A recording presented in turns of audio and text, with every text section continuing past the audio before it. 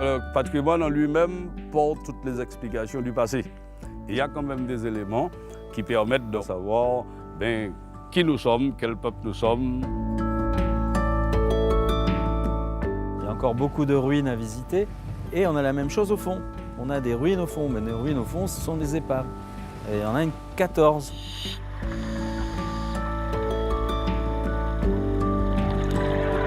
J'ai eu le plaisir de voyager et de naviguer dans beaucoup d'endroits dans le monde, de plonger sur différentes épaves.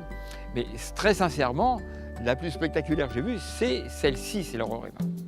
La côte Caraïbe fut le théâtre de la tragédie de Saint-Pierre, ville construite au pied du volcan, la montagne Pelée. Mais commençons l'histoire à l'aube du XXe siècle. Saint-Pierre est alors une cité florissante.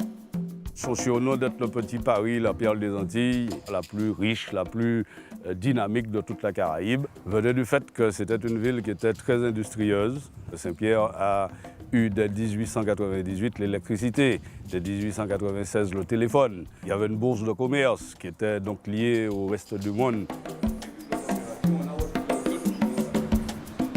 Dans les vestiges de l'ancienne ville, Fernand conte ce passé glorieux, jusqu'au jour où tout s'arrêta.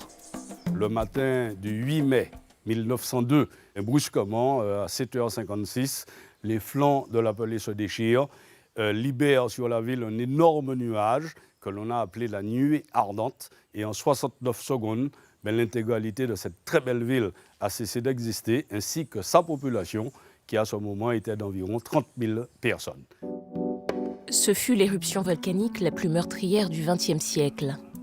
Seuls 3 Pierrotins en réchappèrent. Un événement fondateur de l'histoire de la ville, qu'aujourd'hui encore, chacun explique à sa manière.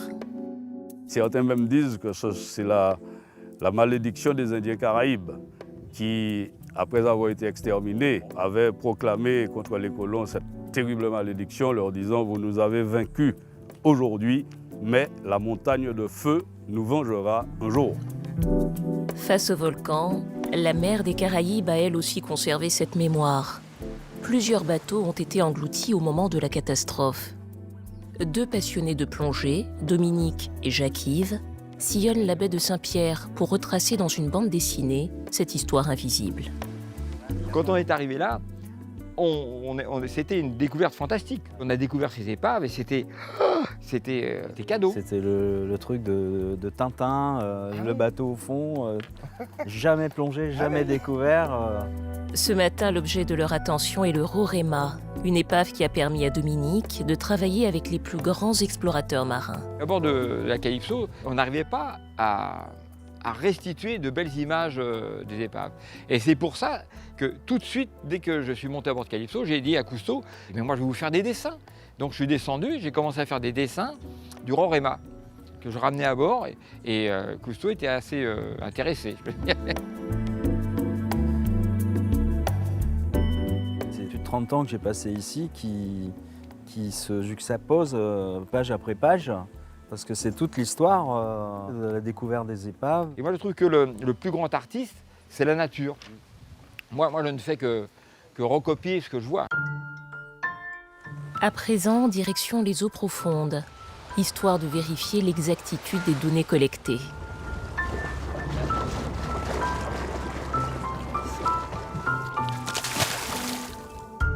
Dominique plonge avec son ardoise. Sous l'eau, il esquisse quelques dessins, seul moyen de fixer l'épave en entier. Une prouesse impossible à réaliser à la caméra, notamment à cause du manque de lumière sous la mer.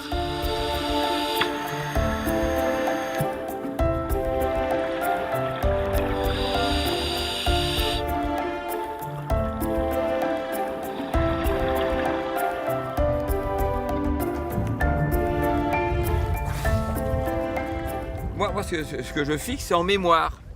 C'est-à-dire que ça me permet de dessiner après, de redessiner plus facilement. Cette baie est le plus grand sanctuaire naturel marin de la Caraïbe. Un héritage encore méconnu. c'est un patrimoine ignoré. Parce que quand vous ressortez de cette plongée, vous avez fait en fait une plongée historique. Moi, personnellement, quand je nage à travers les coursives, etc., j'imagine les passagers comme des esprits, des fantômes. Et quand on a fini la plongée et qu'on fait surface, qu'est-ce qu'on voit? On voit le Mont Pelé. Entre volcan et mer, l'exploration à la croisée des mémoires. Les Martiniquais ne savent pas vraiment ce qu'il y a au fond de la mer. On est entouré d'eau, c'est une île quand même, et on est très orienté de terre, tout ce qui se passe sur terre, mais ce qui se passe sur l'eau, on ne sait pas ce qu'il y a vraiment au fond. J'espère que ce livre va aider à mettre en valeur ce patrimoine et surtout à permettre aux jeunes et aux enfants de comprendre. C'est pour cela qu'il faudrait que les générations futures réfléchissent aux moyens de pouvoir sauver ce qui peut l'être encore.